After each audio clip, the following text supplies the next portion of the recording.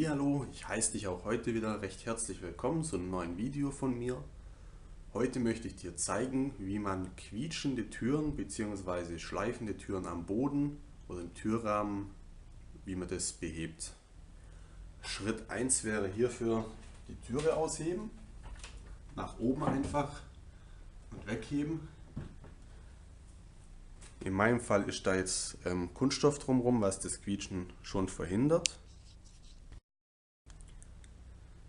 Aber auch in diesem Fall nehmen wir ein handelsübliches Teelicht oder auch Kerze, wie ihr wollt, und fahren da einmal drumherum.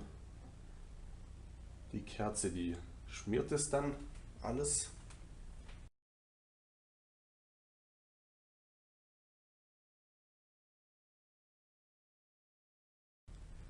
Um zu verhindern, dass die am Boden schleift, legt ihr einfach eine Unterlagscheibe oben drauf und zwischen rein. Dann kriegt die Tür ein bisschen Bodenfreiheit. Dann sollte die am Boden nicht mehr schleifen.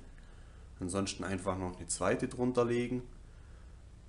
Und falls die dann oben am Türrahmen schleift, ja, Unterlagscheibe rausnehmen, vielleicht ein bisschen runterfeilen und dann ist das Problem auch wieder behoben.